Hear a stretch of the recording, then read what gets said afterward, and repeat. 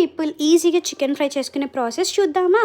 First ఒక మందపాటి కడాయి తీసుకొని తగినంత ఆయిల్ వేసుకొని, ఆయిల్ కొంచెం హీట్ అయ్యాక జీలకర్ర ఇంకా కరివేపాకు వేసి బాగా ఫ్రై చేయాలి. రెండు ఫ్రై అయిపోయిన తర్వాతకి ఆల్రెడీ మనం మ్యారినేట్ చేసుకొని పెట్టుకున్న చికెన్ని అందులో యాడ్ చేయాలి. నేను మ్యారినేట్ చేసేటప్పుడు వీడియో తీసుకున్నాను, బట్ అది ఎక్కడో మిస్ అయిపోయింది.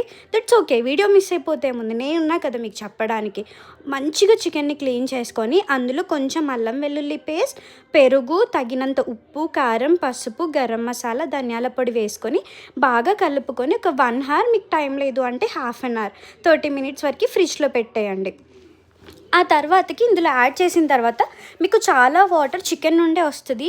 ఆ వాటర్తోనే చికెన్ ఆల్మోస్ట్ ఉడికిపోతుంది. ఆ తర్వాతకి మీకు ఆయిల్ రావడం స్టార్ట్ అవుతుంది. అలా ఆయిల్ వచ్చే స్టేజ్లో మనం తగినంత ఉప్పు, కారం వేసుకొని బాగా కలుపుకోవాలి. ఇప్పటి నుండి కొంచెం మీకు చికెన్ కింద అడుగంటడం స్టార్ట్ అవుతుంది. అలా అడుగంటుతూ ఉన్నప్పుడు మీరు కొంచెం వాటర్ వేసుకొని దాన్ని బాగా కలుపుకోండి. ఇక్కడ మీరు చూస్తున్నట్టయితే వీడియోలో కొంచెం అడుగంటడం నాకు స్టార్ట్ అయింది. సో నేను కొంచెం వాటర్ యాడ్ చేసుకున్నాను. అప్పుడు మీకు ఇలా కనిపిస్తుంది. కొంచెం వాటర్ యాడ్ చేసి బాగా ఫ్రై చేసేసి ఈ స్టేజ్లో మనకు చికెన్ ఆల్మోస్ట్ 90% ఏగిపోయి ఉంటుంది. అప్పుడు నేను కొంచెం పచ్చిమిర్చి ఇంకా ఆనియన్ వేసుకుంటాను.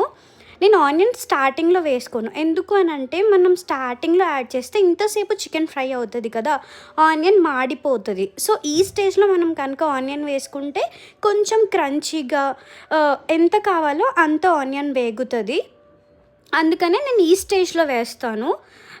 కొంచెం వాటర్ యాడ్ చేసుకొని అండ్ ఆల్సో కొంచెం కొబ్బరి పొడి వేసుకొని కలుపుకోవాలి. ఎందుకంటే మనకి కింద చాలా అడుగంటుతున్నప్పుడు మీరు కొంచెం వాటర్ యాడ్ చేసుకొని ఇలా కలుపుకోవడం వల్ల ఆ వాటర్ ఏమవుతుంది అంటే ఇంకిపోయి ఇంకా చికెన్కి అంతా బాగా మసాలా కోట్ అవుతుంది. చికెన్ తింటున్నప్పుడు మీకు ఆ ఫ్లేవర్ కూడా నోట్లో తగులుతుంది అనమాట. అన్నీ బాగా కలిసిపోయింది.